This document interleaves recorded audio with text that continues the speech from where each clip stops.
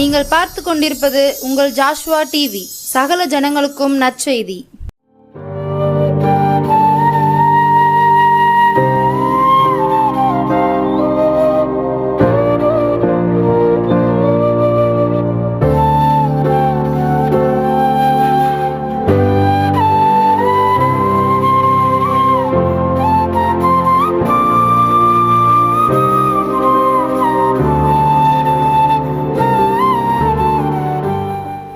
கிறிஸ்துவுக்குள் பிரியமான ஜாஸ்வா டிவி நேயர்களுக்கு இருந்தவரும் இருக்கிறவரும் வருகிறவருமாகிய இயேசு கிறிஸ்துவின் ஈடு இணையற்ற நாமத்தினாலே அன்பின் சமாதான வாழ்த்துதலை தெரிவித்துக் கொள்கின்றேன். இந்த மாலை வணக்கத்தையும் தெரிவித்துக் கொள்கின்றேன். மீண்டுமாக இந்த சுகமளிக்கும் ஆராதனை நிகழ்ச்சி மூலமாக உங்களை சந்திப்பதில் பெருமகிழ்ச்சி அடைகின்றேன். கிறிஸ்து மீண்டுமாக நம்மை ஒன்றிணைத்திருக்கிறார், சேர்த்திருக்கிறார். அவரை நோக்கி பார்க்கும்படியாக, அவரை துதித்து பாடும்படியாக, நமக்கு விடுதலை கொடுக்கும்படியாக, நம்முடைய வாழ்க்கையில் ஒரு மாற்றத்தை கொடுக்கும்படியான ஒரு தருணத்தை நமக்கு கொடுத்திருக்கிறார். எனவே கர்த்தரை ஸ்தோத்திரம் செய்கிறேன். மேலும் மீண்டுமாக உங்கள் யாவருக்கும் அன்பின் நன்றியையும் தெரிவித்துக் கொள்கின்றேன். தொடர்ந்து நீங்கள் இந்த நிகழ்ச்சியை பார்த்து ஆசீர்வாதத்தை பெற்று சாட்சிகளையும் பகிர்ந்து கொண்டு வருகிறீர்கள். அதற்காக நன்றி செலுத்துகிறோம். இந்த நாளிலும் கர்த்தர் நம்மோடு கூட இடைபடும்படியாக இந்த ஆராதனைக்கு ஆரம்பமாக எல்லாரும் இருக்கிற இடங்களில் அப்படியே தலைகளை தாழ்த்தி இயேசுவை நோக்கி ஜெபிக்க போகிறோம். நீங்கள் கண்ணீரோடு இருக்கலாம், கலக்கத்தோடு இருக்கலாம், வேதனையோடு இருக்கலாம், மனக்குழப்பத்தோடு இருக்கலாம், சமாதான குறைவோடு இருக்கலாம், அல்லது நோயாளியாக இருக்கலாம். எப்படிப்பட்டவர்களாக இருந்தாலும் உங்களுக்கு இயேசு சுகத்தை கொடுக்கக்கூடியவர். இயேசுதான் விடுதலை கொடுக்க முடியும். அவரை நோக்கி பார்க்கும் பொழுது அவர் யாரிடத்திலிருந்து உங்களுக்கு தயை கிடைக்க பண்ணணுமோ, யாரிடத்திலிருந்து உதவி உங்களுக்கு வர வேண்டுமோ அவர்கள் இருதயத்தில் பேசி அவர் உங்களை ஆசீர்வதிக்க உண்மை உள்ளவராக இருக்கிறார். அந்த இயேசுவைத்தான் நோக்கி பார்க்க போகிறோம். அந்த இயேசுவை நோக்கி நீங்கள் கூப்பிடும் பொழுது அவர்தான் நமக்காக சிலுவையில் அறையுண்டு மரித்து அடக்கம் பண்ணப்பட்டு 3வது நாள் உயிரோடு எழும்பியிருக்கிறார். இன்றளவும் நமக்காக பரிந்து பேசி கொண்டிருக்கிறார். இன்னைக்கு வரைக்கும் நமக்கு ஜீவன் இருக்குல்ல, இன்னைக்கு வரைக்கும் நம்ம சுவாசித்து கொண்டிருக்கிறோம். ஏன்? நம்மிடத்தில் கர்த்தர் கனி கொடுக்கும்படியாக விரும்புகிறார். அதற்காகத்தான் ஜீவனோடு வைத்திருக்கிறார். உங்களையும் என்னையும் கர்த்தர் வைத்திருப்பதற்கு அவர் நோக்கம் அவர் விரும்புகிறபடி பரிசுத்தமுள்ள ஒரு வாழ்க்கை வாழவும், அவருக்கு சாட்சியான ஒரு வாழ்க்கை வாழவும், அவரோடு கூட இருக்கவும் நம்மை தெரிந்தெடுத்திருக்கிறார். ஏதோ இந்த உலகத்தில் வந்தோம், வாழ்ந்தோம், போனோம் இல்லை. கிறிஸ்து நமக்காக மரித்திருக்கிறார் என்றால் ஏதோ ஒரு காரணத்தோடு இருக்கும், நோக்கம் உண்டு. அதை நிறைவேற்றும்படியாகத்தான் கர்த்தர் நம்மை வைத்திருக்கிறார். எனவே அவர்தான் நமக்கு சுகத்தை கொடுக்க முடியும், அவர்தான் விடுதலையை கொடுக்க முடியும். வார்த்தை மூலமாக அவர் பேசுவார். அந்த வார்த்தையில் நீங்கள் எதை சரி பண்ணி கொள்ள வேண்டுமோ அதை நீங்கள் சரி பண்ணி கொள்ளும் பொழுது கர்த்தர் விடுதலை கொடுக்க உண்மை உள்ளவராக இருக்கிறார். எனவே இயேசுவை நோக்கி பார்ப்போமா? எங்கள் அன்பின் பரலோக பிதாவே, இந்த ஆசீர்வதிக்கப்பட்ட நல்ல மாலை வேளைக்காக உமக்கு நன்றி செலுத்துகிறோம். அன்று பகலில் குளிர்ச்சியான வேளையில் ஆதாமோடு கூட உலாவின என் தேவனாகிய கர்த்தாவே, இந்த வேளையிலும் நீர் மனிதர்கள் மத்தியில் உலாவுகிற தேவனாக இருக்கிறீர். மனிதர்கள் மத்தியில் வாசம் செய்ய விரும்புகிற தேவனாக இருக்கிறீர். அதற்காக உமக்கு நன்றி செலுத்துகிறோம். நீர் எங்கள் மத்தியில் பிரசன்னராகும்படியாக உம்மை நோக்கி பார்க்கிறோம். அப்பா, எங்கே 2 பேர் 3 பேர் என் நாமத்தில் கூடுகிறீர்களோ அவர்கள் நடுவில் வாசம் செய்வேன் என்று சொல்லி இருக்கிறீர். அப்பா, உம்மை நோக்கி பார்க்கிறோம். நீர் எங்கள் மத்தியில் வரும்படியாக உம்முடைய பிரசன்னத்தினால மூடும்படியாக நாங்கள் ஜெபிக்கிறோம். குறை உள்ளவர்கள் தான் ஆண்டவரே, குற்றம் உள்ளவர்கள் தான். தயவாய் எங்கள் குறைகள் குற்றங்கள் எல்லாவற்றையும் மன்னித்து ஆண்டவரே எங்கள் மத்தியில் உம்முடைய பிரசன்னத்தை ஆண்டவரை வெளிப்படுத்தும்படியாக நாங்கள் ஜெபிக்கிறோம். பூமியில் இருவர் ஒருமனப்பட்டு எதை கேட்கின்றீர்களோ அதை பெற்றுக்கொள்வீர்கள் என்று சொன்னீரேப்பா. இதோ நாங்கள் ஒருமனப்படுகிறோம் ஆண்டவரே. எத்தனை பேர் அப்பா உம்மை நோக்கி ஆண்டவரே ஒருமனப்படுகிறோம். 2 பேர் ஆண்டவரே ஒருமனப்பட்டால் அது கிடைக்கும்னு சொன்னீங்க. நாங்கள் ஆண்டவரே அதிகமான பேர் ஆண்டவரே உம்மை நோக்கி பார்க்கிறோம். இயேசுவே, நீர் கிருபையாய் மனம் இறங்கி விடுதலை கொடுக்கும்படியாக ஜெபிக்கிறேன் ஆண்டவரே. இஸ்ரவேல் ஜனங்களுடைய கூக்குரலை கேட்டு அவளை விடுவிக்கும்படியாக இறங்கி வந்த கர்த்தர் எப்பொழுது ஆண்டவரே கண்ணீரோடு துக்கத்தோடு கவலையோடு சமாதான குறைவோடு இருக்கிற ஒவ்வொருவரையும் ஆண்டவரே நீர் விடுதலை ஆக்கும்படியாக இறங்கி வந்து கிரியை நடப்பிக்கும்படியாக உம்மை நோக்கி பார்க்கிறோம். உம்முடைய சுகமளிக்கிற வல்லமை விளங்கும்படியாக ஜெபிக்கிறேன் அப்பா. இன்னும் ஆண்டவரே விடுதலை கொடுக்கிற கரம் இறங்கி ஆண்டவரே விடுதலை கொடுக்கும்படியாக கண்ணீரை துடைக்கும்படியாக நாங்கள் ஜெபிக்கிறோம். ஆகாருடைய கண்ணீரை கண்ட தேவன் ஆண்டவரே ஒவ்வொருவருடைய கண்ணீரையும் கண்டு கொண்டு இருக்கிறேன் அப்பா. உமக்கு ஸ்தோத்திரம் ஆண்டவரே. உம்முடைய கிருபைக்குள்ளாக முழுவதையும் ஒப்பு கொடுத்து ஜெபிக்கிறோம். நீர் ஆசீர்வதியும் பலப்படுத்தும் இயேசுவின் நாமத்தில் ஜெபிக்கிறேன் ஜீவனுள்ள நல்ல பிதாவே, ஆமேன், ஆமேன். கர்த்தர் நம்மத்தில பிரசன்னராய் இருக்கிறார். அவரை துதித்து ஒரு பாடலை பாடுவோமா? கர்த்தரையே துதிப்பேன், காலமெல்லாம் துதிப்பேன். ஏன்னா அவர்தான் நெருக்கத்தில் கர்த்தரை நோக்கி கூப்பிட்ட பொழுது நமக்கு விடுதலை கொடுத்த தேவன் அவர்தான் நமக்கு நெருங்கி வந்து நம்முடைய குரலை கேட்கக்கூடியவர். ஆபத்து காலத்தில் என்னை நோக்கி கூப்பிடு, நான் உனக்கு மறு உத்தரவு அருளி செய்வேன் என்று சொன்ன கர்த்தர் ஆபத்து நேரத்தில் இருந்து கூப்பிடும் பொழுது அவர் இறங்கி வந்து பதில் கொடுக்கிற தேவனாக இருக்கிறார். நமக்கு உதவி செய்கிற கர்த்தர் இறங்கி வந்து நமக்கு என்ன தேவையோ, என்ன உதவிகள் தேவையோ அந்த உதவிகளை செய்யக்கூடிய இயேசுவாக இயேசு இருக்கிறார். எனவே நமக்கு பலனாக மீட்பாக இருக்கக்கூடிய அந்த இயேசுவை துதித்து ஒரு பாடலை பாடலாம். கர்த்தரையே துதிப்பேன், காலமெல்லாம் துதிப்பேன் என்கிற பாடலை. கர்த்தரையே துதிப்பேன், காலமெல்லாம் துதிப்பேன். கர்த்தரையே துதிப்பேன், காலமெல்லாம் துதிப்பேன். வல்லவர் நல்லவர் கிருபை உள்ளவர் என்றே பாடுவேன். வல்லவர் நல்லவர் கிருபை உள்ளவர் என்றே பாடுவேன். கர்த்தரையே துதிப்பேன், காலமெல்லாம் துதிப்பேன்.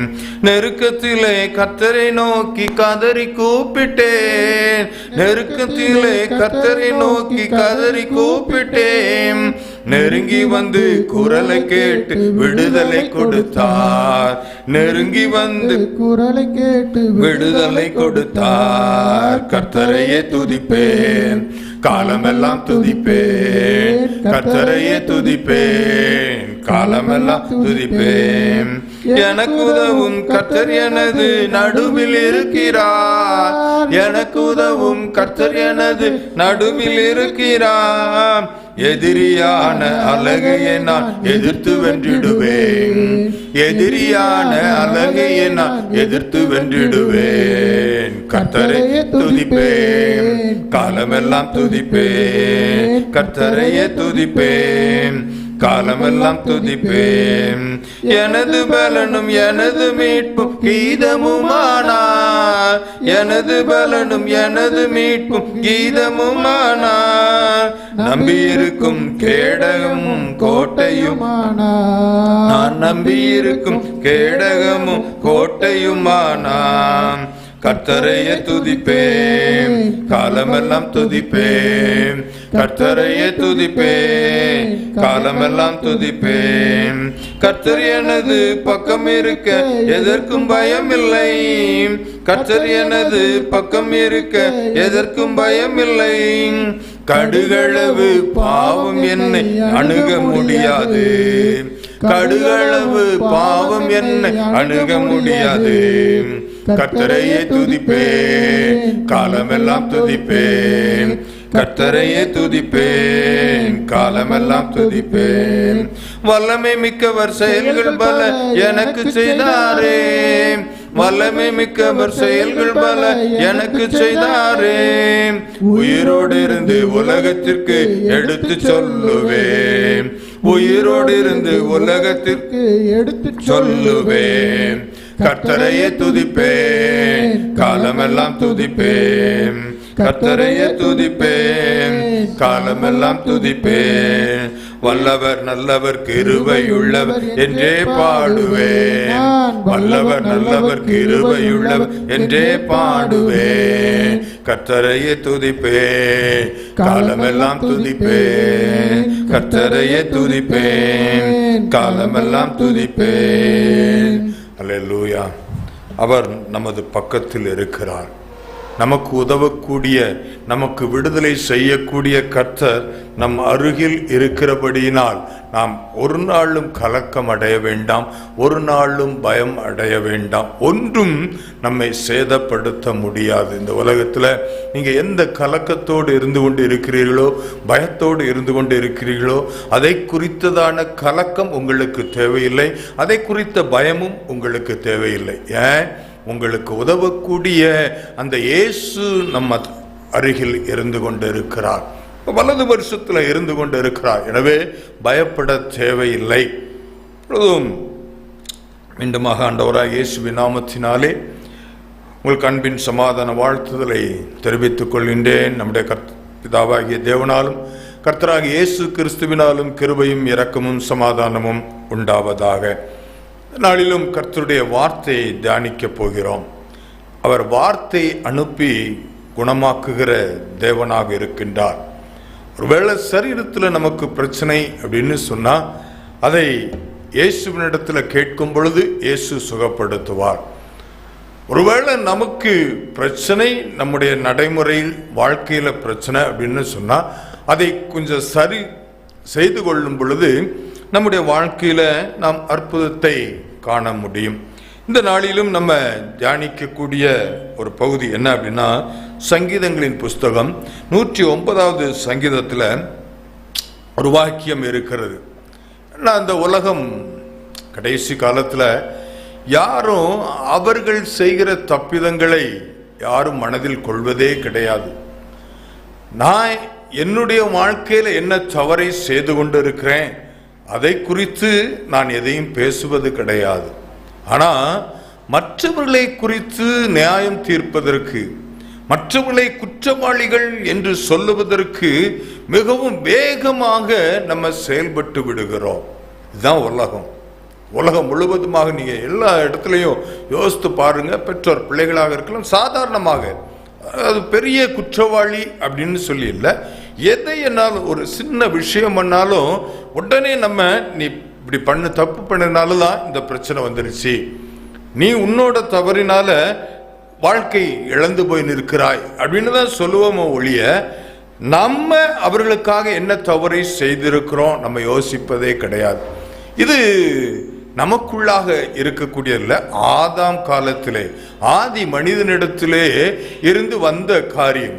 எனவே அது இருக்கத்தான் செய்யும். ஏன்னா ஆதாமினிடத்தில் ஆண்டவர் கேட்டாரு, எப்பா நான் புசிக்க கூடாதுன்னு சொன்னா கனியை புசித்தாயா? அவன் சொன்னா, நீர் எனக்கு தந்த ஸ்திரீ என்னை கொடுத்தா நான் புசிச்சேன். அவட்ட கேட்டா, சர்ப்பம் என்னை வஞ்சித்தது, புசிச்சேன். ரெண்டு பேருமே தம்முடைய தவறுகளை ஏற்றுக்கொள்வதாக இல்லை. நிறைய பிரச்சனைகள் இப்போ அதுதான் இருக்கு. ஆனா இங்கு வசனம் என்ன சொல்லுது? ஒருவேளை நமக்கே கன்ஃபியூஸ் ஆகி விடுறோம், நமக்கே ஒரு குழப்பம் வந்துருச்சு. நம்ம சரியாத்தான் போகிறோமா? உண்மையிலே நம்ம தண்டனைக்குரியவர்கள் தானா? அப்ப இந்த தண்டனையிலிருந்து நமக்கு தப்பிக்க முடியாதா அப்படின்னு சொல்லி நம்ம நினைத்து கொண்டு இருக்கிறோம். யோபை குறித்து நம்ம பார்க்கிறோம், அப்படிதான் பார்க்கிறோம். அவனுடைய எல்லாவற்றையும் இழந்து சரீரத்திலையும் வியாதி வந்து ஓட்டை எடுத்து சொரிந்து கொண்டு இருக்கும் பொழுது அவனுடைய நண்பர்கள் வந்து, உனக்கு ஏற்ற தண்டனை இன்னும் கிடைக்கல. அவன் நல்லா இருக்கும் பொழுது வந்து, எப்பா நீ இந்த தவறை செய்யற, நீ இந்த குற்றத்தை செய்யற, இதுக்கு தண்டனை கர்த்தர் கொடுப்பார், கடவுள் கொடுப்பார்னு சொல்லி ஒரு வார்த்தையும் சொல்லல. ஆனா எப்போ பிரச்சனை வந்துருச்சோ உடனே அவங்க நியாய தீர்ப்பு சொல்லுகிறார்கள். உனக்கு இது நடப்பதற்கு காரணம் நீ செய்த அக்கிரமங்களுக்கு சரியாக தண்டனை இன்னும் கிடைக்கல. எவ்வளவு பெரிய வார்த்தை, எவ்வளவு பெரிய வார்த்தை, எவ்வளவு துணிகரமாக அவங்க ஆக்கினைக்குள்ளாக தீர்க்கிறார்கள் பாருங்க. ஆனா கர்த்தர் அவனை அப்படி பார்க்கவில்லை. கர்த்தர் என்ன சொன்னாரு? என் தாசனை யோபை போல நீங்கள் என்னை குறித்து உத்தமமாய் பேசவில்லை, உத்தமமாய் பேசவில்லை. மனிதர்கள் நம்மை ஆக்கினைக்குள்ளாக தீர்க்கலாம், மனிதர்கள் நமக்கு நியாய தீர்ப்பு செய்யலாம். ஆனால் கர்த்தர் அதிலிருந்து விலக்கி பாதுகாக்கிறவராக இருக்கிறார். இன்று அதைத்தான் நம்மோடு கூட கர்த்தர் பேசுகின்றார். 109வது சங்கீதத்தில் அதுல 31வது வார்த்தை சொல்லுகிறது, ஆக்கினைக்குள்ளாக தீர்க்கிறவர்கள் நின்று எளியவனுடைய ஆத்துமாவை ரட்சிக்கும்படி அவன் வலது வருஷத்தில் நிற்பார். எதற்காக உங்க வலது வருஷத்தில் கர்த்தர் நின்று கொண்டு இருக்கிறார்? இயேசு ஏன் உங்களுடைய வலது வருஷத்தில் நின்று கொண்டு இருக்கிறாரா? எதற்காகன்னா, ஆக்கினைக்குள்ளாக தீர்க்கிறவர்கள் நின்று எளியவனுடைய ஆத்துமாவை ரட்சிக்க பண்ணும்படி. ஆக்கினைக்குள்ளாகனா தண்டனைக்குள்ளாக தீர்க்கிறவர்கள். தண்டனைன்னு சொல்றாங்கல்ல, உனக்கு இந்த தண்டனை தான் இருக்கு, நீ தப்பு பண்ணிட்ட, அதாவது நீ குற்றவாளி அப்படின்னு சொல்லி நியாயம் தீர்க்கிறவர்களிடத்திலிருந்து எளியவனை ரட்சிக்க. அப்போ அந்த எளியவன்கிற வார்த்தை போடப்பட்டிருக்கிறது. அவங்க நியாயம் தீர்க்கிறார்கள், நீ தண்டனைக்குரியவன் என்று சொல்லுகிறார்கள். இவங்க அதிலிருந்து நான் தவறு பண்ணல சொல்ல முடியாதபடி இருக்கக்கூடிய ஒரு சூழலை, ஏன்னா அவங்க எதுவும் பேச முடியாது, எளியவனாக இருந்து கொண்டு இருக்கிறார்கள். அவங்களுக்கு எதுவும் பதில் சொல்ல முடியல, என்ன சொல்லன்னு தெரியல. அப்படிப்பட்ட சூழலில இருக்கிறார்கள். நியாயம் இருக்கிறாங்க, சுத்தி நின்று நீ தப்பு பண்ணிட்ட. குடும்பத்தில் ஒரு பிள்ளை தப்பு பண்ணிடுச்சுன்னா உன்னை குடும்பமா இருந்து எல்லாம் சொல்லுவாங்க, நீ இந்த தவறு பண்ணிட்ட அப்படின்னு சொல்லி. அப்படிப்பட்ட ஒரு சூழலில யார் அந்த எளியவர்களாக காணப்படுகிறார்களோ, யார் குற்றம் சுமத்தப்பட்டிருக்கிறார்களோ அவர்களுக்கு உதவி செய்யும்படியாக, அவர்களை அந்த தண்டனையிலிருந்து காப்பாற்றும்படியாக இயேசு வலது வருஷத்தில் நின்று கொண்டிருக்கிறாராம். ஏன் அவர் நீதியுள்ள நியாயாதிபதியாக வரவில்லை, எல்லாரையும் ரட்சிக்க பண்ணும்படியாக, எல்லாரையும் பாவத்திலிருந்து விடுதலை கொடுத்து பரலோக ராஜ்யத்திற்கு கொண்டு செல்ல வேண்டும் என்று சொல்லிதான் அவர் இந்த பூமிக்கு இறங்கி வந்தார். இனிமேல் வரப்போகிற இயேசு நீதியுள்ள நியாயாதிபதியாக வருவார். அவர் வரும் அந்த நேரத்தில் நமக்கு பாவ மன்னிப்போ எதுவுமே கிடையாது. ஆனா இந்த வேளையில நமக்கு ஆக்கினை கொடுக்கும்படியாக இயேசு வரவில்லை, மனம் திரும்பும்படியாக அழைக்கும்படியாகத்தான் கர்த்தர் இந்த இடத்திற்கு வந்திருக்கிறார். அப்ப ஆக்கினைக்குள்ளாக தீர்க்கிறவர்களிடத்தில் நின்று எளியவனை அவனுடைய ஆத்மாவை ரட்சிக்கும்படியாக. ஆத்மா, அவங்க மனசு ரொம்ப வேதனைப்படுகிறது. ஆத்மா என்பது மனதை குறிக்கிறது. ரொம்ப வேதனைப்படுகிறது, மனதளவில் சோர்ந்து போயிருக்கிறாங்க. ஐயா, நான் இந்த சின்ன தவறு தானே செய்து விட்டேன், அதற்கு என்னை இவ்வளவு பெரிய குற்றவாளியாக என்னை சித்தரித்து கொண்டிருக்கிறார்களே, சுத்தி நின்று என்னை பழித்து கொண்டு இருக்கிறார்களே, வேதனையோடு இருந்து கொண்டு இருக்கக்கூடிய சூழ்நிலை. என்ன, தவறு செய்தது உண்மைதான், தவறு செய்யாமல் இல்லை. ஏன்னா ஆக்கினைக்குள்ளாக தீர்க்கிறார்கள் அப்படின்னு சொன்னா, தவறு செய்யாமல் யாரும் ஆக்கினைக்குள்ளாக தீர்ப்பது கிடையாது. தவறு செய்யாம யாருக்கும் தண்டனை கொடுக்க மாட்டாங்க.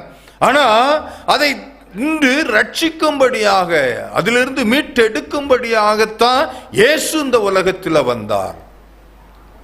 நம்மை ஆக்கினைக்குள்ளாக தீர்த்து நியாய தீர்ப்பு கொடுத்து தண்டனை கொடுத்து அழித்து விடும்படியாக அல்ல, அந்த எளியவனுடைய ஆத்துமாவை ரட்சித்து பரலோக ராஜ்யத்திற்கு கொண்டு செல்ல வேண்டும், பிதாவோடு கூட இருக்கும்படியாக அழைத்து செல்ல வேண்டும்.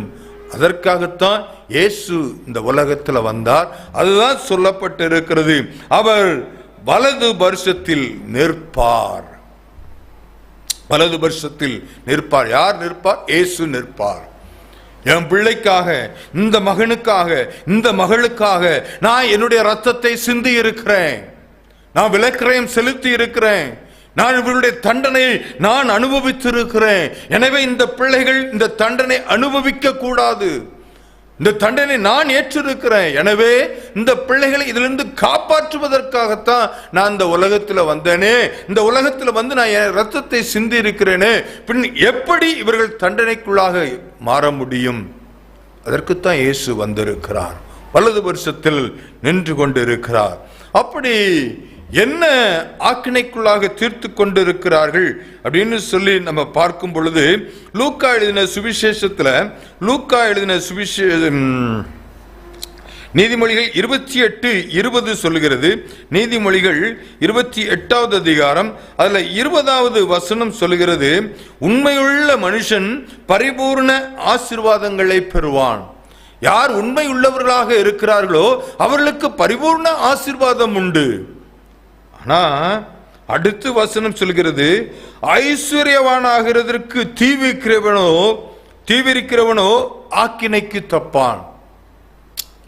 யார் உண்மையா இருந்து வேலை செய்கிறார்களோ, யார் உண்மையாக இருந்து குடும்பத்தை நடத்துகிறார்களோ, குடும்பமாக இருக்கட்டும், சபையாக இருக்கட்டும், வேலை ஸ்தலத்திலாக இருக்கட்டும், எதிலாக இருக்கட்டும், யார் உண்மையாக இருக்கிறார்களோ, ஒருவேளை அவர்கள் முதலில் கஷ்டப்படுவது போல் இருந்தாலும் அவர்கள் பரிபூர்ண ஆசீர்வாதத்தை பெறுவார்கள்.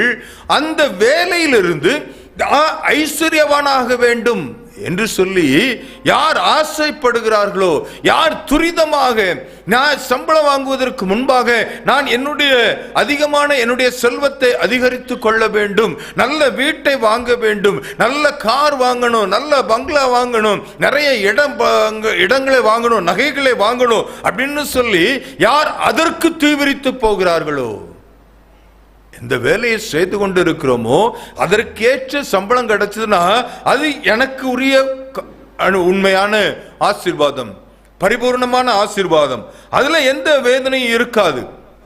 ஆனா நான் ஐஸ்வர்யவானாக வேண்டும், நான் செல்வந்தனாக மாற வேண்டும், நான் மற்றவர்களைப் போல ஆஸ்தி மிகுந்தவனாக மாற வேண்டும், என்னுடைய பிள்ளைகளுடைய பிள்ளைகள் எல்லாருக்கும் நான் இப்பவே சொத்து சேர்த்து வைக்க வேண்டும் என்று சொல்லி ஆசைப்பட்டு தீவிரித்து போகிறது என்று சொன்னால் குறுக்கு வழியில போகிறவர்கள் ஆக்கினைக்கு தப்பான் அப்படின்னு சொல்லப்பட்டிருக்கிறது.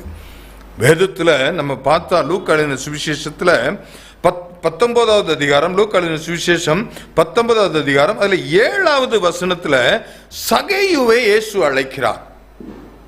சகேயுவை இயேசுவை பார்க்க வேண்டும் என்று சொல்லி காட்டத்தி மரத்துல ஏறி நிற்கிறான். அப்படி ஏறி நின்று பார்க்கும் பொழுது இயேசு அவனை அழைக்கிறார், பெயர் சொல்லி அழைக்கிறார்.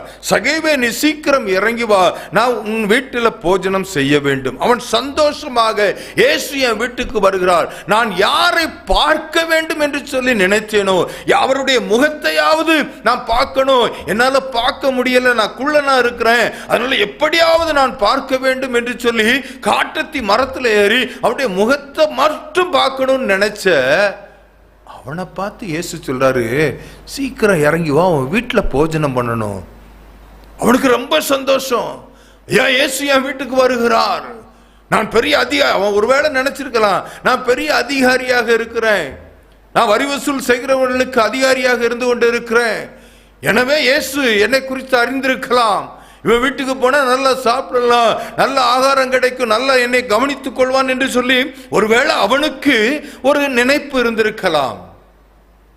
சந்தோஷமாக அழைத்து கொண்டு நான் இயேசுவை வீட்டுக்கு கொண்டு போய் அப்படி செய்யலாம், இப்படி அவருக்கு விருந்து வைக்கணும், எல்லாம் ஆசையோடு இறங்கி வருகிறான்.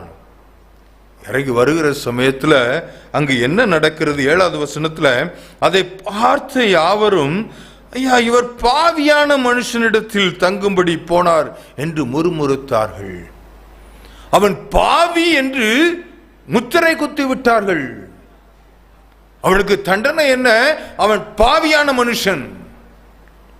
ஏன் அவன் அதிகமா பணம் வாங்கிட்டு அது மாத்திரம் அவன் செய்திருக்கலாம், ஒருவேளை அதற்கு மேல என்ன செய்தான் அது சொல்லப்படவில்லை. ஆனால் இங்கு என்ன அவனுக்கு தண்டனை கொடுக்கப்பட்டிருக்கிறது? அவன் ஒரு பாவி, அவன் ஒரு பாவியான மனுஷன். அவன் இடத்துல யாரும் போகக்கூடாது, அவனிடத்துல ஜாக்கிரதையாக இருக்க வேண்டும். அவன் இரக்கமற்றவனாக இருக்கலாம், ஏன்னா வரி வசூல் செய்கிறவனுக்கு அதிகாரியாக இருக்கிறான். அவன் இஷ்டத்திற்கு யார்கிட்டனாலும் எவ்வளவு நாள் வரி வாங்கலாம், நினைத்தவர்களிடத்துல அதிகமாக வாங்கலாம், மற்றவர்களிடத்துல குறைவாக வாங்க விருப்பப்பட்டால் இடத்துல குறைவாக வாங்கலாம். இப்படிப்பட்ட காரியத்தை செய்து அவன் நல்ல செல்வ சீமாந்தானாக இருந்து கொண்டு இருக்கிறான், செழிப்போடு இருக்கிறான். ஐஸ்வர்யானதற்கு தீவிரித்தது போல அவன் தன்னுடைய குறுக்கு வழியில பணத்தை சம்பாதித்து வைத்திருக்கிறான். அதனாலதான் ஜனங்கள் சொல்லுகிறார்கள், இவன் பாவியான மனுஷன். ஜனங்கள் முத்திரை குத்தி விட்டார்கள். இவன் பாவி, பாவம் செய்கிற மனிதனாக இருக்கிறான், இரக்க குணம் இல்லாத மனிதனாக இருக்கிறான், அவர் தன்னுடைய இஷ்டத்திற்கு அதிகாரத்தை துஷ்பிரயோகம் பண்ணுகிற மனிதனாக இருக்கிறான், ஊழல் பண்ணுகிற மனிதனாக இருக்கிறான், லஞ்சமாகுகிற மனிதனாக இருக்கிறான். இப்படிப்பட்டவனாக இருந்து கொண்டு இருக்கிறவன வாழ்க்கையில இயேசு ஓருகிறார். சொன்ன உடனேயும், ஐயோ நான் பாவின்னு சொல்லி எல்லாம் சொல்றாங்களே, ஒருவேளை நான் பாவியான மனுஷனா இயேசு எங்க வீட்டுக்கு வராம போயிருவாரோ. உடனே அவன் பாவ உணர்வு பெற்று அவன் சொல்லுகிறான், சகை கர்த்தரை நோக்கி, ஆண்டவரே என் ஆஸ்தியில பாதியை ஏழைகளுக்கு கொடுத்து விடுகிறேன், பாதியை ஏழைகளுக்கு கொடுத்து விடுகிறேன். யாற்றையாவது நான் அதிகமாக வாங்கினது உண்டானால், யாற்றையாவது லஞ்சம் வாங்கினது உண்டானால், யார்கிட்டாவது ஊழல் பண்ணியிருந்தேனால் நாலத்தனையாக நான் திருப்பி கொடுத்து விடுகிறேன், நாலத்தனையாக திருப்பி கொடுத்து விடுகிறேன். ஐயா, நான் சம்பாதித்தது என்னமோ அதிகமான வசூல் வாங்கினது உண்மைதான், லஞ்சம் வாங்கினது உண்மைதான், அதிகமான பணத்தை சேகரித்தது உண்மைதான். ஆனால் நீர் என்னுடைய வீட்டிற்கு வருவதற்கு அது தடையாக இருக்குமாயின் அந்த செல்வம் எனக்கு தேவையில்லை, அந்த பணம் எனக்கு தேவையில்லை, அந்த பொருள் எனக்கு தேவையில்லை, எல்லாவற்றையும் விட்டு விடுகிறேன். சொன்ன மாத்திரத்தில் இயேசு சொன்னார், இந்த வீட்டிற்கு ரட்சிப்பு வந்தது, வீட்டிற்கு ரட்சிப்பு வந்தது. ஐயா, உலகம் சொல்லுகிறது அவன் பாவி, ஆனா இயேசு பாவ உணர்வை கொடுக்கிறார். இயேசுவோடு கூட நடக்கிற அனுபவம் வந்தது என்றால் அது பாவ உணர்வை கொடுக்கும், தான் தவறுகளை சுட்டி காட்டும். இயேசுவோடு கூட நடந்தால் இயேசு உங்களுடைய பாவங்களை தட்டி கொடுத்து போகிறவர் அல்ல, பாவங்களை மன்னிப்பார், உண்மைதான். பாவங்களுக்காக நம்ம வருத்தப்படும் பொழுது அதை மன்னித்து விடுகிறது என்னமோ உண்மைதான். ஆனா அதற்காக பாவம் செய்கிறவர்களை தட்டி கொடுக்க மாட்டார், பாவ உணர்வு உண்டாகும். இயேசுவோடு கூட பயணிக்கும் பொழுது அவனுக்கு பாவ உணர்வு வருகிறது. ஐயோ நான் பாவியான மனுஷன், எல்லா சொல்றாங்களே, நானும் பாவியாகத்தான் இருக்கிறேன், நான் ஒத்துக்கொள்கிறேன் என்று சொல்லி அறிக்கை செய்கிறவனாக மாறுகிறான். இயேசு அந்த பாவியான மனுஷன் சொல்லும் பொழுது அந்த பாவத்தை, பாவ உணர்வை கொடுத்து அந்த ஆக்கினை நின்று அந்த தண்டனையிலிருந்து அவன் தப்புவித்து கொண்டான். இயேசு ரட்சிக்கும்படியாக அவனுடைய வலது வருஷத்தில் நின்று அவனை ரட்சித்தார். எப்படி ரட்சித்தார்? பாவ உணர்வை கொடுத்தார். ஐயா, நான் பாவியாக இருந்து கொண்டு இருக்கிறேன், நான் இந்த பாவத்தை செய்வது நிமித்தமாக இயேசு என்னுடைய வாழ்க்கையில் இல்லை, இயேசு என் வாழ்க்கையில் இருந்தா போதும், மற்றபடி இந்த செல்வங்கள் எனக்கு தேவையில்லை, நான் அநியாயமாக வாங்கின பணத்தை நான் திருப்பி கொடுத்து விடுகிறேன், அது எனக்கு அவசியம் இல்லை. இனி யார் சொல்லுவா அவனை பாவி என்று சொல்லி? யார் சொல்ல முடியும்? இனி எல்லாத்தையும் ஆஸ்தியில பாதிய ஏழைகளுக்கு கொடுத்து விடுகிறான், மீதி ஆற்றெல்லாம் வாங்கியிருந்தானோ அநியாயமாக எல்லாருக்கும் திருப்பி செலுத்தி விடுகிறான், அதுவும் நாலத்தனையாக திருப்பி செலுத்தி விடுகிறான். பிறகு யார் இவனை பாவி என்று சொல்ல முடியும்? யார் என்று பாவின்னு சொல்ல முடியும்? இயேசு எவ்வளவு அழகாக செயல்பட்டு இருக்கிறார், எவ்வளவு அழகாக. ஒருவேளை இயேசு அவனை பாவம் மன்னிக்கப்பட்டதுன்னு சொல்லிட்டு போயிருந்தா கூட அவ்வளவு தூரம் இது பண்ணியிருக்கார். ஆனா பாவ உணர்வை கொடுத்து ரட்சிக்கிறார். பாவ உணர்வு ஒரு மனிதனுக்குள்ளாக வரும் என்றால் நிச்சயமாக அவன் தன்னுடைய வாழ்நாளில் அந்த பாவத்திலிருந்து விடுதலை பெறுவதற்கும் நிச்சயமாக இயேசு உதவி செய்வார். நிச்சயமா அந்த பரிசுத்த வேதாகம் நல்ல போதனைகளை கற்றுக் கொடுக்கிறது. இந்த வேதத்தை வாசிக்க வாசிக்க வாசிக்க நம்முடைய குறைகள் நமக்கு தெரிய வரும். ஒரு மனிதனுடைய வாழ்க்கையில நான் என்ன தவறை செய்து கொண்டிருக்கிறேன், என் வாழ்க்கை எப்படி இருக்க வேண்டும் என்ற நல்லொழுக்கங்களை கற்றுக் கொடுக்கிற வேதமாக, வார்த்தையாக இருந்து கொண்டிருக்கிறது. இயேசுவோடு கூட பயணிக்கணுமா? வேதத்தை வாசியுங்கள், வேதத்தை வாசியுங்கள். அது பாவ உணர்வை கொடுக்கும், பாவ உணர்வை கொடுக்கும். இயேசுவினிடத்தில் சகைவு வந்தா பாவ உணர்வை பெற்றுக்கொண்டான். ஒருவேளை உங்க குடும்பத்தில் யாராவது பாவத்தில் இருந்து கொண்டு இருக்கலாம், வேதனையோடு நீங்கள் இருக்கலாம். என்ன செய்வது? இயேசுவினிடத்தில் சொல்லுங்க, இயேசுவினிடத்தில் கொண்டு வாங்க. ஐயா, இப்படி பாவத்தில் இருந்து கொண்டு இருக்கிறானே, இவனுக்கு பாவ உணர்வு வரட்டும். என்னுடைய வாழ்க்கையில் நான் போதையில அடிமைப்பட்டு இருக்கும் பொழுது எனக்கு பாவ உணர்வு தான் முதல்ல வந்தது. நான் இந்த பாவத்தை செய்து கொண்டிருக்கிறேன், இது நிமித்தமாக என்னுடைய வாழ்க்கை, குடும்பத்தினுடைய பேர் எல்லாமே நாசமாய் போய்கொண்டு இருக்கிறது. ஏன் இதிலிருந்து விடுதலை பெற வேண்டும், நான் பாவத்திலிருந்து விடுதலை பெற வேண்டும். இந்த பாவத்தில் உழண்டு சாவதை பார்க்கிலும் பாவம் இல்லாமல் வாழ்ந்து சாவது மேல் என்று சொல்லி ஒரு எண்ணம் எனக்குள்ளாக உதித்தது நிமித்தமாக கர்த்தர் முதல்ல அதை கொடுத்தார் எனக்கு. அதற்கு அடுத்துதான் இயேசு என்னை அதிலிருந்து விடுதலை கொடுத்தார். போதை வஸ்துகளில் இருந்து ஒரே நிமிஷத்தில் விடுதலை கொடுத்து உங்களுக்கு முன்பாக நிறுத்தி இருக்கிறார். 12 ஆண்டுகள் நிறைவு பெற்றிருக்கிறது. பாவ உணர்வை கொடுத்து அந்த யார் பாவி என்று சொல்லி ஆக்கினை தீர்ப்பு கொடுக்கிறார்களோ, ஆக்கினைக்குள்ளாக தீர்க்கிறவர்களிருந்து இயேசு வலது பரிசத்தில் நின்று ரட்சிக்கிற தேவனாக இருக்கிறார். பாவத்தில் இருக்கிறவங்க அப்படியே பாவத்தில் மரித்து போக வேண்டும் என்று சொல்லி விரும்புகிற தேவன் அல்ல. பாவ உணர்வை கொடுத்து அதிலிருந்து மீட்டெடுக்கிற தேவனாக இருக்கின்றார். சரி, பாவம் செய்வன் அதிகமா பணம் வரி வசூல் செய்திருந்தான், லஞ்சம் வாங்கியிருந்தான், அதனால பாவ உணர்வு கொடுத்து வச்சா திருந்திச்சான், ஓகே. அந்த பாவத்தின் விளைவாக தண்டனை வந்துவிட்டது, என்ன செய்யலாம், அதற்கு ஏதாவது வழி உண்டா அப்படின்னு சொல்லி பார்த்தா, நீதிமொழிகளின் புஸ்தகம் 6வது அதிகாரம் 29வது வசனம் சொல்கிறது.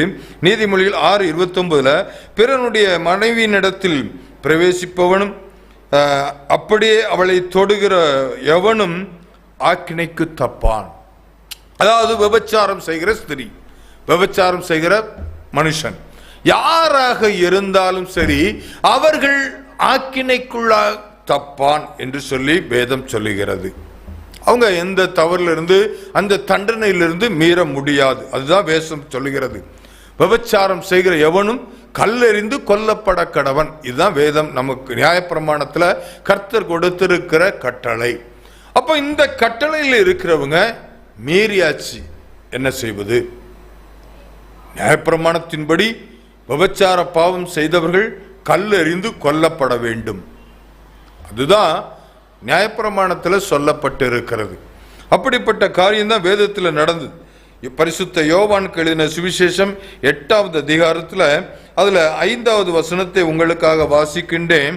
இப்படிப்பட்டவளை, அதாவது விபச்சாரத்தில் கையும் மெய்யுமாக ஒரு ஸ்திரியை பிடித்து கொண்டு வருகிறார்கள்.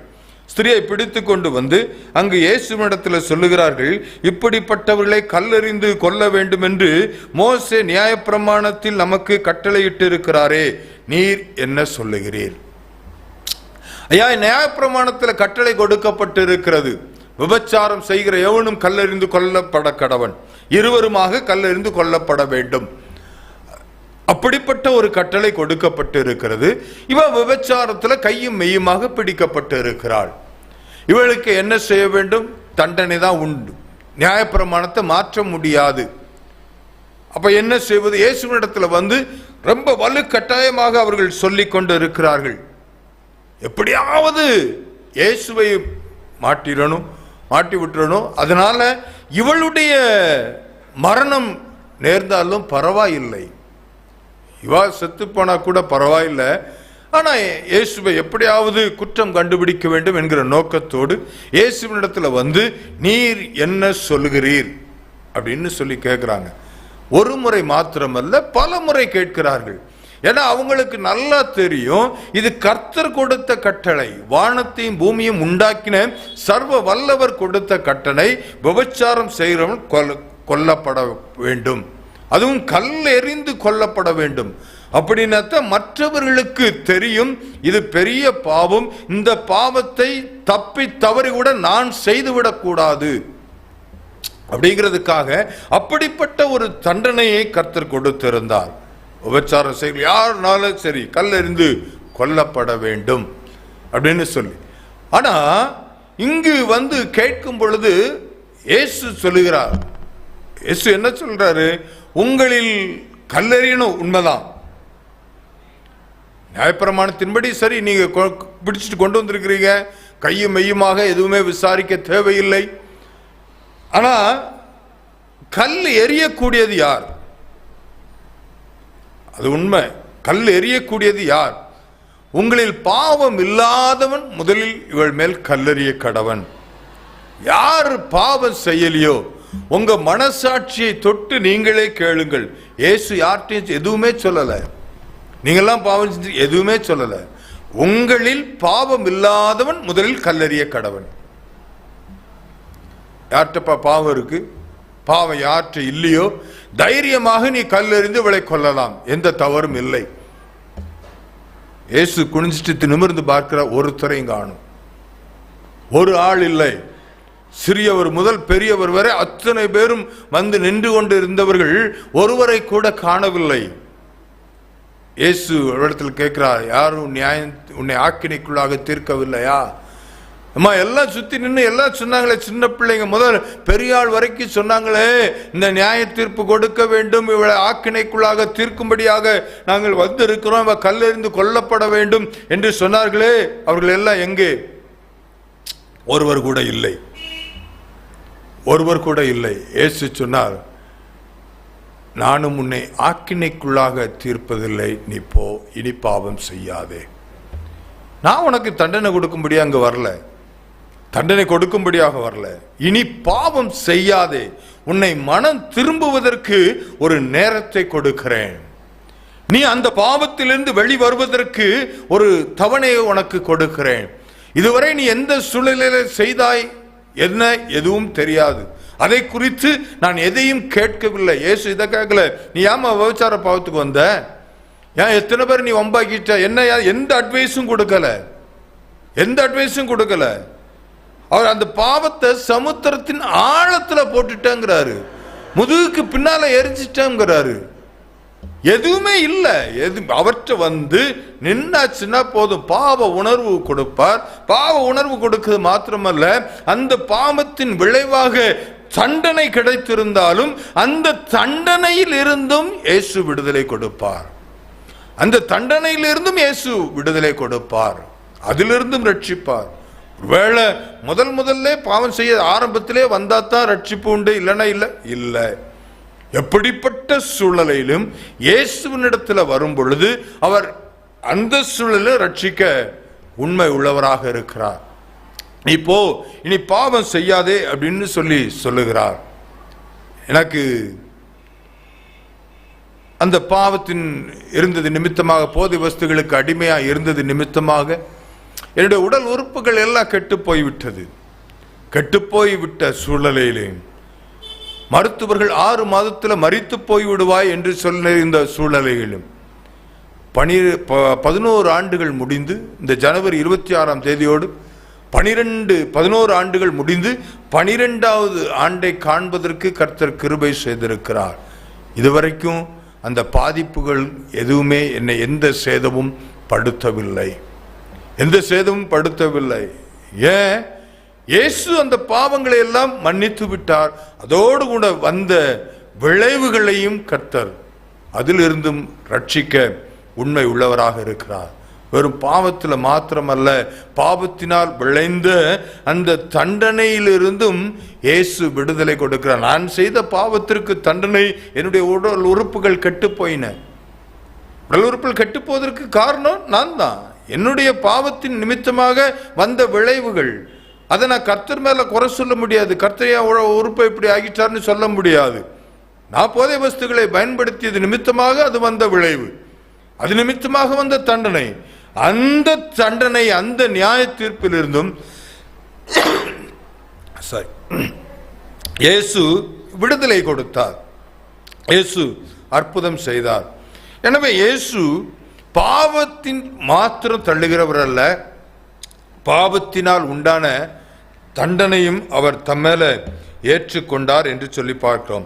ரோமர்கள் எழுதின நிருபம் 8வது அதிகாரம் அதுல 3வது வசனம் சொல்லுது. ரோமர் 8வது அதிகாரம் 3வது வசனத்துல, 2வது வசனத்திலிருந்தே வாசிக்கிறேன். கிறிஸ்து இயேசுவினாலே ஜீவனுடைய ஆவியின் பிரமாணம் எங்களை பாவம் மரணம் என்பவைகளின் பிரமாணத்தினின்று விடுதலையாக்கிற்றே.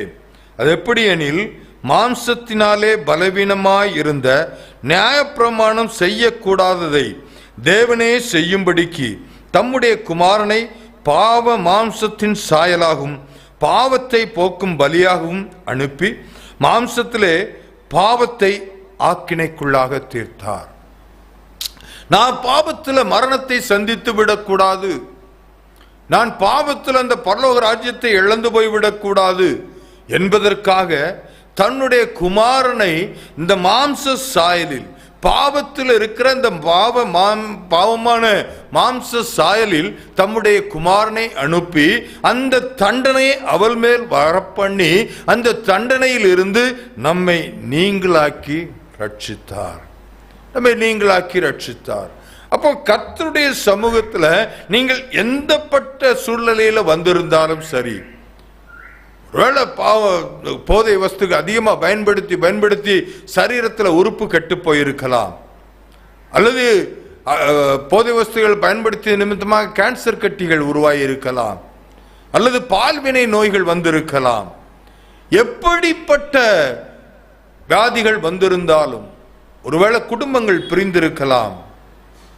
என்ன யோபு எல்லாவற்றையும் இழந்த உடனே மனைவி சொல்லல, ஏன் ஜீவனை வைத்திருக்கிறீர், தேவனை தூஷித்து விட்டு ஜீவனை விடும்.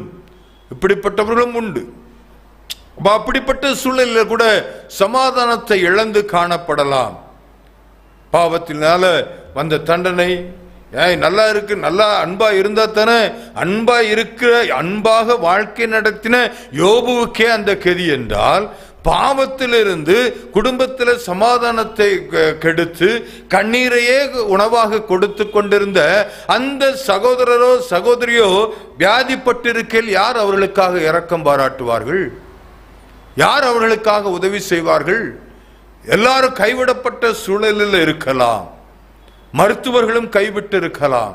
நீங்க எந்த சூழலில் இருந்தாலும் சரி, ஒருவேளை உங்க மனைவி பிரிந்து போயிருக்கலாம், கணவன் பிரிந்து போயிருக்கலாம், இயேசுவை நோக்கி, இயேசுவே இப்படிப்பட்ட தவறுகள் நிமித்தமாக என்னுடைய வாழ்க்கை ஆண்டவரே பாழாய் போய் கிடக்கிறது, இயேசுவே என்னை மன்னியும், என்னை மீண்டுமாக உயிர்ப்பியும் அப்படின்னு சொல்லி நீங்க இயேசுவின் இடத்துல கேட்டீங்கன்னா இயேசு உங்களுக்கு சுகத்தை கொடுப்பார், இயேசு உங்களுக்கு விடுதலையை கொடுப்பார். அதற்காகத்தான் இயேசு இந்த உலகத்தில் வந்தார். ஆக்கினையை கொடுக்கும்படியாக அல்ல, நியாய தீர்ப்பு செய்யும்படியாக இயேசு வரவில்லை. இந்த தருணத்தை விட்டு விடாம நீங்க பிடித்து கொண்டீர்களே என்றால் உங்களுக்கு நிச்சயமாக இயேசு அற்புதம் செய்வார். அடுத்ததாக ஒரு காரியத்தை பார்த்தா, நீதிமொழியின் புஸ்தகம் 19:19 சொல்கிறது. நீதிமொழியின் புஸ்தகம் 19 அதிகாரம் 19 வசனம், கடுங்கோபி ஆக்கினைக்குள்ளான. கடுங்கோபி, கோபம் அதிகமாக யாருக்கு வருகிறதோ அவர்கள் ஆக்கினைக்குள்ளாக யாருனாலும் சரி. ஒரு நல்ல காரியமாக இருக்கலாம். ஒரு நல்ல சகோதரர், அவருடைய மகன் கொஞ்சம் போதை வஸ்துக்கு அடிமையாய் போய்விட்டான். போதை வஸ்துக்கு அடிமையாய் போயிருக்கிறான். அவனுடைய நண்பர் பார்த்தாச்சு, நண்பர் தூரத்திலிருந்து பார்த்துருக்கிறாரு, கேள்விப்பட்டு அந்த சகோதரனிடத்துல சொல்லணும். அந்த சகோதரனிடத்துல சொல்லுவதற்கு அவர் முயற்சி செய்த பொழுதெல்லாம், பையன் எப்படி இருக்கிறான்னு சொன்னா, என் பையனுக்கு என்ன, என் பையன் அவ்வளோ உத்தம, அவ்வளோ நல்லவன், அப்படி இப்படின்னே சொல்லி சொல்லி வந்த உடனே இவரால் ஒன்றும் சொல்ல முடியல. இவன்ட்டு எப்படி சொல்வது? ஒரு நாள் சொல்லிட்டார், நீ நல்லவன் நல்லவன் உன் பையன் நினைச்சிட்டு இருக்கிற, அவன் எங்க உட்கார்ந்துருந்தான் தெரியுமா அப்படின்னு சொல்லி அவன்கிட்ட சொல்லியிருக்கிறார். சொன்ன உடனே கோபத்தோடு பயங்கர கோபப்பட்டு, நீ என் பையனை தவறா பேசுற, வைக்கிற, என் பையன் மேல பழி போடுற, என் பையன் நல்லா இருக்கிறது உனக்கு பிடிக்கல, வைக்கல அப்படின்னு சொல்லி பயங்கரமாக கோவப்பட்டு, நீ என் முகத்தில் முழிக்காத அப்படின்னு சொல்லிட்டார். உடனே இவர் வேதனையோடு திருப்பி வந்து விட்டார். காலங்கள் சென்றது. கடைசியில் அந்த அவருடைய மகன் போதை வஸ்துகளுக்கு அதிகமாக அடிமையாய் போய்விட்டான். அடிமையாய் போய் வீடு வரைக்கும் குடிச்சிட்டு வீட்டுக்கு வரும்பொழுதுதான் இவருக்கு தெரிந்தது, ஐயோ அன்றே என்னுடைய நண்பர் சொல்லி இருந்தாரே, அதை நான் கேட்டிருந்தேன் என்றால், நான் கோபப்படாம இருந்திருந்தா இன்று என்னுடைய மகனை இந்த சூழ்நிலையில் நான் பார்க்க வேண்டிய சூழ்நிலை எனக்கு வந்திருக்காது. அன்று என்னுடைய கோபம் என்னுடைய மகனை பலியாக்கி விட்டது. என்னுடைய கோபத்தின் நிமித்தமாக நான் சரிவர என்னுடைய மகனை கவனிக்காமல் விட்டுவிட்டேன். என் மகன் எந்த போக்கில் போய்கொண்டு இருக்கிறான் என்பதனை குறித்து கரிசனை இல்லாமல் இருந்து விட்டேன். என்னுடைய மகன் மீது நான் வைத்திருந்த நம்பிக்கையின் நிமித்தமாக, எனக்கு அதன் நிமித்தமாக, என்னுடைய கோபத்தின் நிமித்தமாக யாரும் என்னிடத்தில் சொல்ல பயந்து விட்டார்களே. யாருமே சொல்லல. சொன்னா பயங்கரமா கோபப்படுவான். மகன் மீது தான் அதீத நம்பிக்கை வைத்திருக்கிறார். எது சொன்னால் கேட்க மாட்டாரு, கோபப்படுவார்னு சொல்லி யாருமே சொல்லவில்லை. கடைசியில் அதிகமாய் போய் அந்த சகோதரர் மரித்து போய்விட்ட சூழலை, மரித்து போய்விட்டார். பயங்கரமாக அழுதார். ஐயோ, இதற்கு தண்டனை எனக்கு கிடைச்சிருச்சு, என்னுடைய கோபத்திற்கு தண்டனை கிடைச்சிருச்சு, என்னுடைய மகனை நான் இழந்து விட்டேன். கடுங்கோபி ஆக்கினைக்கு தப்பான் என்று சொல்லி வேதம் நமக்கு சொல்லுகிறது. வேத புஸ்தகத்திலையும் ஒரு சம்பவத்தை நம்ம பார்க்கலாம். அங்கு 1 சாமுவேல் புஸ்தகத்தில் நம்ம வாசித்து பார்க்கும் பொழுது 25வது அதிகாரத்தில் நாபாலை குறித்து பார்க்கிறோம். நாபால் அவனுடைய மேய்ப்பர்கள் மயிர் கத்தரித்து கொண்டு இருக்கக்கூடிய, ஆடுகளுக்கு மயிர் கத்தரித்து கொண்டு இருக்கக்கூடிய இடத்துல தாவீதும் அவனுடைய கூட்டாளிகளும் இருக்கிறார்கள். இருக்கும் பொழுது அவனுக்கு எந்த சேதம் வராதபடி அவர்களை பாதுகாத்தார்கள். அவங்க ஆடு ஒன்று காணாம போகல, இல்லைன்னா மற்றவர்கள் வந்து ஆட்டை திருடி கொண்டு போவாங்க. இவங்க ஒரு ராஜா, இவங்க ஒரு படையோடு அங்கு இருந்தது நிமித்தமாக அவன் பாதுகாப்பாக இருக்கிறான். அவனுடைய மேய்ப்பர்கள் பாதுகாப்பாக இருக்கிறார்கள். அவனுடைய ஆடுகள் பாதுகாப்பாக இருக்கிறது. அப்படிப்பட்ட சூழ்நிலையில் அங்கிருந்து வந்ததுக்கு பிறகு இவனுக்கு ஆகாரம் இல்லை. அப்பத்தையும் தண்ணீரையும் நாபாலினிடத்தில் வாங்கிட்டு வாங்க, நம்ம அவனுக்கு நன்மை செய்திருக்கிறோமே, அவனுடைய ஆடுகளை எல்லாம் நம்ம காப்பாற்றி இருக்கிறோமே, அவனுடைய மந்த மேய்ப்பர்களை காப்பாற்றி இருக்கிறோமே, அவனிடத்துல போய் கேட்டு அவன் நமக்கு தருமா, போய் வாங்கிட்டு வாங்கன்னு சொல்லி ஆட்களை அனுப்பி விடுகிறான். ஆட்கள் அங்கு போறாங்க. ஆட்கள் அங்கு போகும் பொழுது அவன் செய்த பதில் என்ன பதில்? தாவீது என்பவன் யார்? நான் ஏன் அவனுக்கு என்னுடைய வேலைக்காரர்களுக்காக செய்த ஆகாரத்தை நான் ஏன் கொடுக்க வேண்டும்? இப்படி பயங்கரமாக பேசுகிறான். அதை அவனுடைய படை வீரர்கள் வந்து அங்கு அப்படியே தாவீதுக்கு சொல்கிறார்கள். தாவீதுக்கு சொன்னவுடனே தாவீதுக்கு கோபம் வருகிறது. கோபம் வந்து வேகமாக அவனை கொல்லுவதற்கு முயற்சி செய்து அவன் தன்னுடைய ஆட்களோடு புறப்பட்டு போகிறான். புறப்பட்டு போகும் பொழுது அவனுடைய மனைவி அதனை அறிந்து வந்து அவள் சொல்லுகிற காரியம் என்ன? 31வது வசனத்திலிருந்து வாசிக்கிறேன். நீர் விருதாவாய் ரத்தம் சிந்தாமல் என் ஆண்டவனாகிய நீர் பழிவாங்காமலும் இருந்ததுண்டானால் அப்பொழுது என் ஆண்டவனாகிய உமக்கு துக்கமும் இராது, மன இடரலும் இராது. கர்த்தர் என் ஆண்டவனுக்கு நன்மை செய்யும் போது உம்முடைய அடியாளை நினைப்பீராக என்றாள். சொல்றா, நீ பழிவாங்க வேண்டாம். நீ பழிவாங்காம இருந்தா, ரத்தம் சிந்தாமல் இருந்தால் உமக்கு எந்த துக்கம் வராது, எந்த மன இடரலும் வராது, எந்த மன குழப்பமும் வராது. என கர்த்தர் உன் கூட இருப்பார். உனக்கு நன்மை செய்யும் பொழுது அடியாளை நினைத்தருளும் அப்படின்னு சொல்லி அவள் ஒரு விண்ணப்பத்தையும் அங்கு வைக்கிறாள். வைத்தவுடன் அவன் சொன்ன காரியம் என்ன?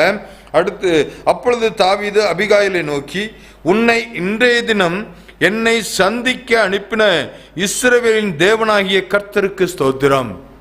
அம்மா, என்னை சந்திக்கும்படியாக கர்த்தர் உன்னை அனுப்பியிருக்கிறார். நீயாக வரவில்லை. நீ நினைத்து கொண்டிருக்கிறாய் என்னுடைய கணவனுக்காக நான் பரிந்து பேசும்படியாக, என்னுடைய கணவன் செயலுக்காக மன்னிப்பு கேட்டு என்னுடைய கணவனுடைய உயிரை காப்பாற்ற வேண்டும் என்று சொல்லி நீ நினைத்து வந்திருக்கிறாய். ஆனால் கர்த்தர் உன்னை அனுப்பியதன் நோக்கம் வேறு. என்ன நோக்கம்? நான் பழி வாங்கி இருக்க கூடாது, நான் பழி வாங்கி விடக்கூடாது, பழி வாங்குதல் எனக்குரியது என்று சொல்லி கர்த்தர் சொல்லி இருக்கிறார். நாம் யாரையும் பழி வாங்குவதற்கு நமக்கு தகுதி அல்ல. நாம் செய்யக்கூடிய காரியங்களை நன்மை மாத்திரம் செய்து கொண்டு போகணும்.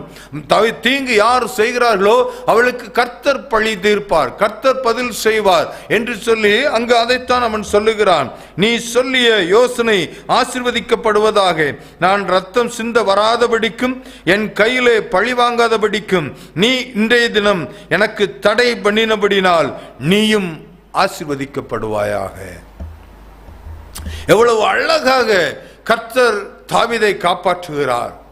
ஒருவேளை அவன் கோபத்தில் போன நேரத்தில் நாபாலை பழி வாங்கியிருந்தான் என்றால் அந்த பழி தாவீது மேல் சுமரும், தாவீது மேல் சுமந்திருக்கும். கர்த்தர் தாவீது மேல் வைத்திருந்த திட்டத்தை செயல்படுத்த முடியாது. தாவீது கர்த்தருடைய இருதயத்திற்கு ஏற்றவனாக இருந்திருக்க முடியாது. அவன் தவறு செய்ய போகும் பொழுது அங்கு ஒரு மனுஷியை அனுப்புகிறாள். அங்கு ஒரு மனுஷியை அனுப்பி அவன் பழி வாங்காதபடிக்கு அவனை தடுத்து நிறுத்துகிறார். அது நிமித்தமாக வந்த பலன் என்ன? 38வது வசனத்துல, கர்த்தர் நாபாலை வாதித்ததினால் ஏறக்குறைய 10 நாளைக்கு பின்பு அவன் செத்தான். பழி வாங்குதல் கர்த்தருக்குரியது.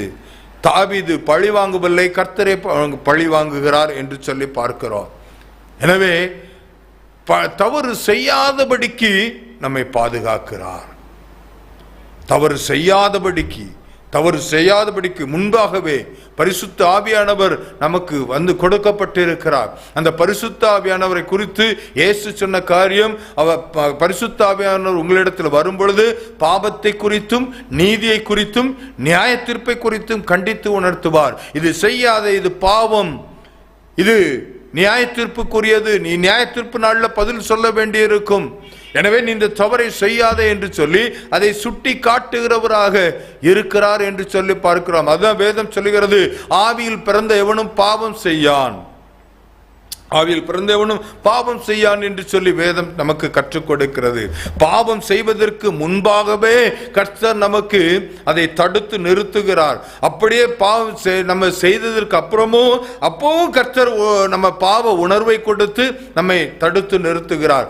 அதையும் மீறி பாவம் செய்து விட்டு அந்த தண்டனையை அனுபவிக்கும் பொழுது மனம் திரும்பினா கூட கர்த்தர் நம்மை ஏற்றுக்கொள்கிறவராக இருக்கிறார். அப்பவும் கர்த்தர் நம்மை ஏற்றுக்கொள்கிறார். பாவம் செய்வதற்கு முன்பாகவே உணர்த்துகிறார், பாவம் செய்கிற பொழுது உணர்த்துகிறார், பாவத்தில் இருக்கும் பாவ உணர்வை கொடுக்கிறார். அது மாத்திரமல்ல, பாவத்தினுடைய தண்டனையை அனுபவித்துக் கொண்டு இருக்கும் பொழுது அதிலிருந்தும் கர்த்தர் விடுதலையை கொடுக்கிறார். எவ்வளவு நல்ல ஆண்டவர் பாருங்க.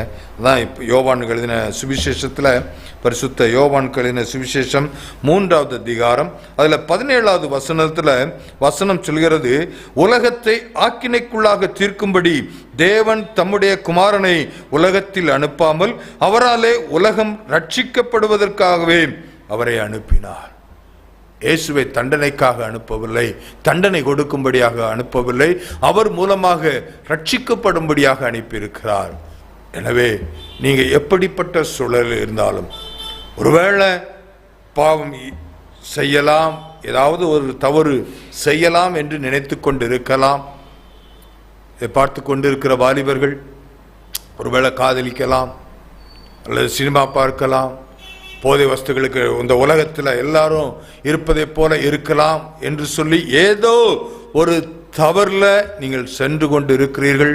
உங்களோடு கூட பேசி கொண்டிருக்கிறார், பாவம் செய்யாதிருங்கள், பாவம் செய்யாதிருங்கள். அபிகாயிலை போல கர்த்தர் உங்களோடு கூட பேசுகிறார், தடுத்து நிறுத்துகிறார். அந்த பாவத்தை நீங்கள் செய்ய வேண்டாம். அதே போல யார் பாவத்தில் இருக்கிறீர்களோ அவர்களுக்கு பாவ உணர்வை கர்த்தர் கொடுக்கிறார். யார் பாவத்தின் தண்டனையை பெற்றிருக்கிறீர்களோ அவர்களையும் உங்களை கர்த்தர் பேசுகிறார். உணர்வோடு ஆண்டவரிடத்தில் திரும்பினால் இயேசு நிச்சயமாக உங்களை ஆக்கினைக்குள்ளாக தீர்ப்பு, அவரும் ஆக்கினைக்குள்ளாக தீர்ப்பதில்லை, ஆக்கினைக்குள்ளாக தீர்ப்பவர்களிடத்தில் இருந்தும் உங்களை ரட்சிக்க உண்மை உள்ளவராக இருக்கிறார். அந்த இயேசுவை நோக்கி பார்ப்போமா? எல்லாரும் தலைகளை தாழ்த்தி இயேசுவை நோக்கி, இயேசுவே உம்மை நோக்கி பார்க்கிறேன் ஆண்டவரே, என்னிடத்துல என்ன குறை உண்டுப்பா, அந்த குறைகளை இயேசுவே நீர் மாற்றும் ஆண்டவரே. ஒருவேளை நான் இந்த தவறை செய்து விடலாமான்னு சொல்லி கொஞ்சம் யோசனை செய்து கொண்டிருந்தேன், தற்கொலை செய்து கொள்ளலாமா ஒரு எண்ணம் இருந்தது. இயேசுவே நீர் உணர்த்தி இருக்கிறே, தற்கொலை செய்வது பாவம், தற்கொலை செய்வது பாவம் என்று சொல்லி தகப்பனே நீர் எங்களோடு கூட பேசியிருக்கிறீர் ஆண்டவரே. அதிலிருந்து விடுதலை பெறுவதற்கு எனக்கு கிருபை தாரும். எந்த பிரச்சனையில சிக்கி இருக்கிறீர்களோ அதிலிருந்து விடுதலை செய்யும் படும்படியாக இயேசுவை நோக்கி பார்க்கிறீர்களா? இயேசுவை நோக்கி பாருங்க பாப்போம், இயேசுவை நோக்கி கூப்பிடுங்க. இது விடுதலையின் நேரமாக இருக்கிறது. இயேசு அசைவாடுகிற நேரம், பரிசுத்த ஆவியானவர் அசைவாடுகிற நேரம், உங்களுடைய வாழ்க்கையை எல்லாம் ஒழுங்குபடுத்துகிற நேரம். அந்த ஒழுங்கின்படி இயேசுவே அர்ப்பணிக்கிறப்பா.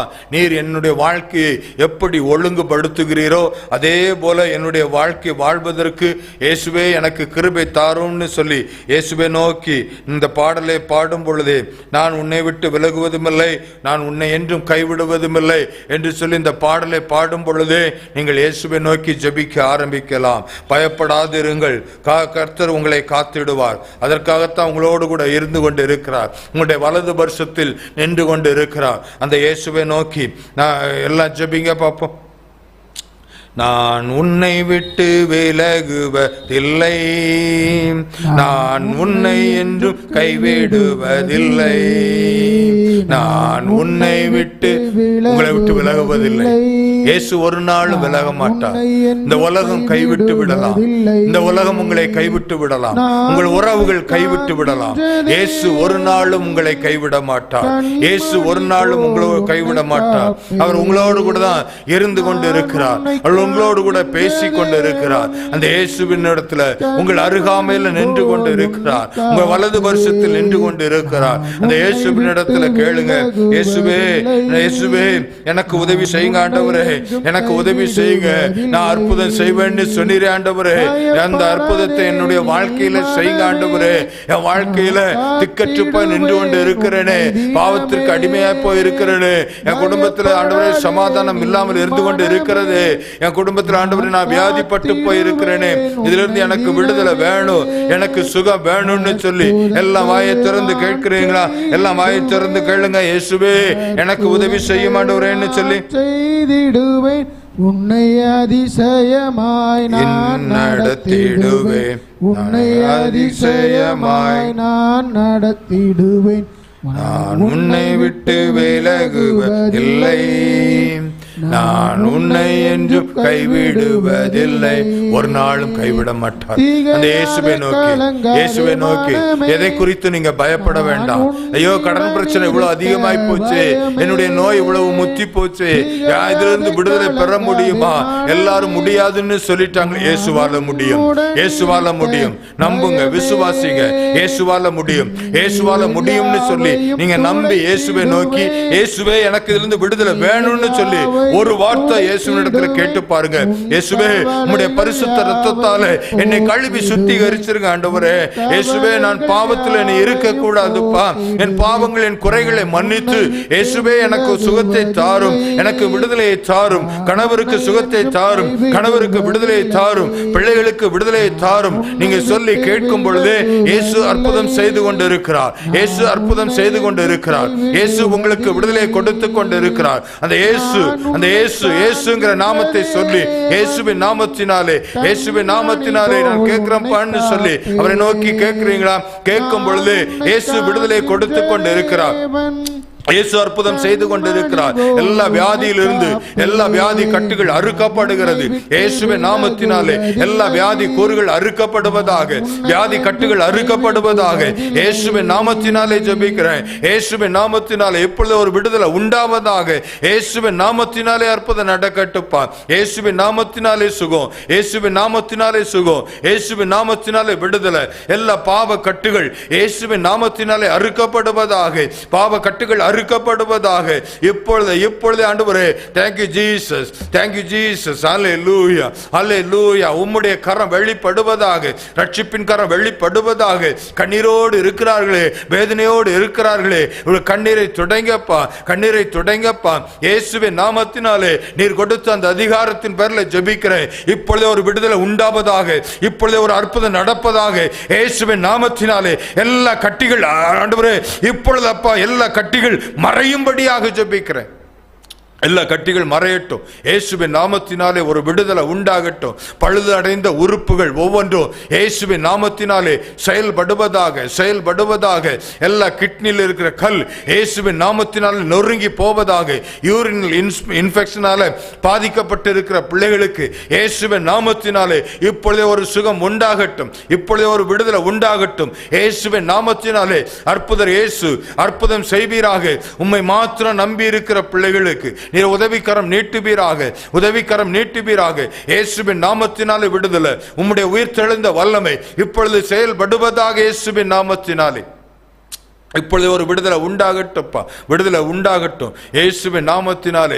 யூரின்ல பிளட் போகிற காரியம் இயேசுவின் நாமத்தினாலே மாறி போகும்படியாக ஜெபிக்கிறேன். இயேசுவின் நாமத்தினாலே கர்ப்பப்பை அகற்றப்பட்டு இருந்தோம் ஆண்டவரே, பித்தப்பை அகற்றப்பட்டு இருந்தோம், அது நிமித்தமாக வருகிற ஆண்டவரே நிறைய பிரச்சனைகள் இயேசுவின் நாமத்தினாலே மறைந்து போகும்படியாக ஜெபிக்கிறேன். இயேசுவின் நாமத்தினாலே. இயேசுவே உமக்கு ஸ்தோத்திரம், இயேசுவே உமக்கு ஸ்தோத்திரம். ஒரு விடுதலை உண்டாகட்டும்ப்பா, ஒரு விடுதலை உண்டாகட்டும். ரத்த போக்கால பாதிக்கப்பட்டு இருக்கிற பிள்ளைகள் இயேசுவின் நாமத்தினாலே விடுதலை உண்டாவதாக. மாதவிடாயினால அதிகமான ரத்த போக்கினால பாதிக்கப்பட்டு இருக்கிற பிள்ளைகள் இருக்கிறார்கள். இயேசுவின் நாமத்தினாலே ஒரு விடுதலை உண்டாகட்டும். பெரும்பாடுள்ள ஸ்திரீக்கு சுகத்தை கொடுத்தது போல தகப்பனீர் சுகத்தை கொடுப்பீராக இயேசுவின் நாமத்தினாலே. இன்னும் பாவத்தில் இருக்கிற ஒவ்வொரு பிள்ளைகளுக்காக ஜெபிக்கிறப்பா, எல்லா பாவத்திலிருந்து விடுதலை பெறுவார்களாக, விடுதலை பெறுவார்களாக. சோசியல் மீடியாக்களிலிருந்து விடுதலை உண்டாகட்டும், சூதாட்டத்திலிருந்து விடுதலை உண்டாகட்டும், போதை வஸ்துகளிலிருந்து விடுதலை உண்டாகட்டும். இயேசுவின் நாமத்தினாலே ஜெபிக்கிறேன். கடன் பிரச்சனையோடு இருக்கிற பிள்ளைகளுக்காக ஜெபிக்கிறேன். இயேசுவின் நாமத்தினாலே எல்லா கடன் பிரச்சனை மாறட்டும்ப்பா, கடன் பிரச்சனை மாறட்டும். இயேசுவே வழிவாசல்களை திறந்து கொடுப்பீராக. இயேசுவின் நாமத்தினாலே அற்புதம், இயேசுவின் நாமத்தினாலே அற்புதம். தகப்பனே உமக்கு ஸ்தோத்திரம். சகோதரி ஜெகனுக்காக நாங்கள் ஜெபிக்கிறோம்ப்பா. இயேசுவின் நாமத்தினாலே விபத்துக்குள்ளாகி ஆண்டவரே முகத்தில் அடிபட்டு இருக்கு. இயேசுவின் நாமத்தினாலே இந்த சகோதரருக்கு ஒரு சுகம் உண்டாகட்டும், காயங்கள் ஆறட்டும். இயேசுவே உம்முடைய தழும்புள்ள கரம் ஆண்டவரே மகனை தொடும்படியாக ஜெபிக்கிறேன். ஒரு விடுதலை உண்டாவதாக, விடுதலை உண்டாவதாக. ஆண்டவரே உமக்கு ஸ்தோத்திரம். எல்லா ஆண்டவரே கர்ப்பப்பையில் இருக்கிற பிரச்சனை இயேசுவின் நாமத்தினாலே மாறி போகும்படியாக ஜெபிக்கிறேன். ஆட்டிசம் நோயினால பாதிக்கப்பட்டு இருக்கிற பிள்ளைகளுக்கு விடுதலை உண்டாகும்படியாக ஜெபிக்கிறேன். கர்ப்பத்தின் கனிக்காக ஏங்கிக் கொண்டிருக்கிற பிள்ளைகளுக்கு கர்ப்பத்தின் கனி உண்டாகும்படியாக ஜெபிக்கிறேன். தகப்பனே உமக்கு ஸ்தோத்திரம். ஆண்டவரே திருமண தடையோடு இருக்கிற பிள்ளைகளுக்கு திருமண தடை எல்லாம் மாறும்படியாக ஜெபிக்கிறப்பா. தகப்பனே உமக்கு ஸ்தோத்திரம், ஸ்தோத்திரம், ஸ்தோத்திரம் ஆண்டவரே. தகப்பனே 10, 12 ஆண்டவரே பொது தேர்வு எழுத போகிற பிள்ளைகளுக்காக நாங்கள் ஜெபிக்கிறோம். இயேசுவே அந்த பிள்ளைகளை நீ ஆண்டவரே ஆசீர்வதிக்கும்படியாக ஜெபிக்கிறப்பா. நல்ல ஞானத்தை கொடுக்கும்படியாக, பயமின்றி தேர்வை எழுத தகப்பனீர் கிருபை செய்யும்படியாக நாங்கள் ஜெபிக்கிறோம்.